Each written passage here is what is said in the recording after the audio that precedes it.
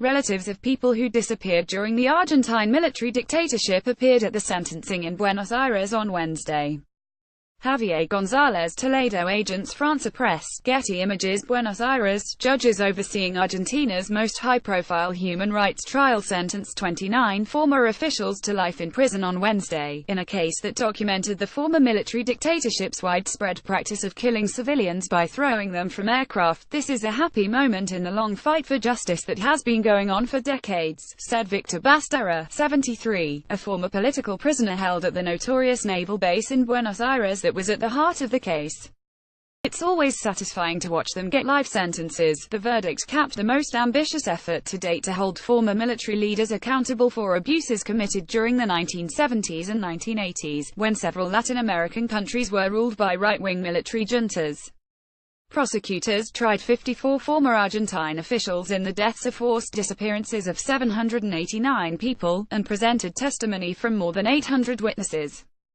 The court acquitted 6 defendants, including a couple of pilots, and sentenced the rest to prison terms that ranged from 8 to 25 years. As the 4-hour sentencing hearing concluded, the defendants avoided looking at former political prisoners and relatives of those who were killed, who were standing in the back of the courtroom. Some in the gallery held photographs of their loved ones.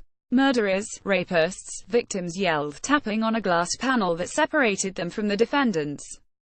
"You're going to jail," an older woman exclaimed triumphantly.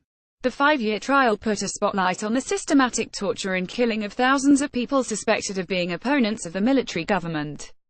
They were held in a clandestine detention center at a naval base in Buenos Aires on the orders of the junta that ruled Argentina from 1976 to 1983. In a series of hearings, witnesses recounted in chilling detail how civilians were drugged, loaded onto aircraft and dumped into the waters off the coast of Buenos Aires.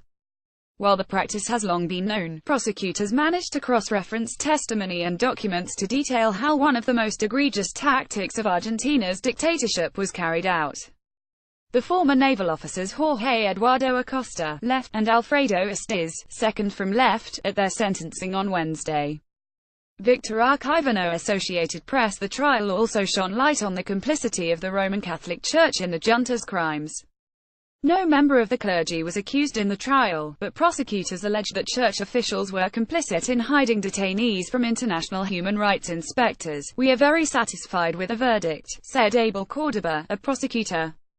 "We think this is a fair decision that proved the methodology of death flights as a way of extermination. Of all the secret detention centers in Argentina at the time, the most infamous was at the Higher School of Mechanics of the Navy, known as the ESMA, its acronym in Spanish."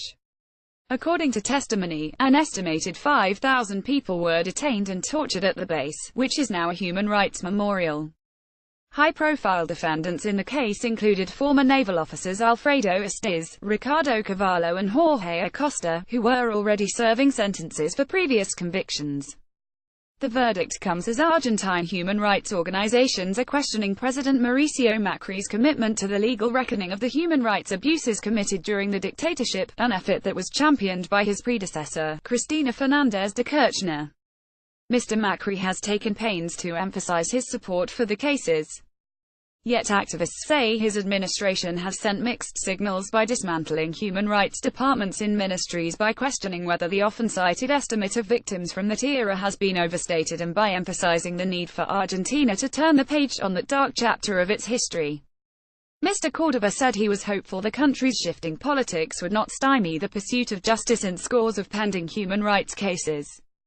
"We think it's important for the courts to continue sending a message regarding crimes against humanity," he said Wednesday night. Argentina has done more than any of its neighbors to punish people for crimes committed during the era of military rule. As of last month, 818 people had been convicted and 754 defendants were on trial in Argentine court cases, according to the Attorney General's office.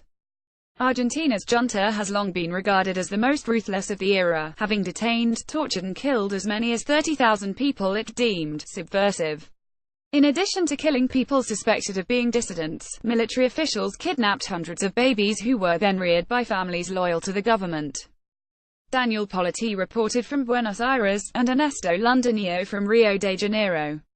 A version of this article appears in print on November 30, 2017, on page A4 of the New York edition with the headline 29 Sentences of Life in Jail Over Abuses in Argentina.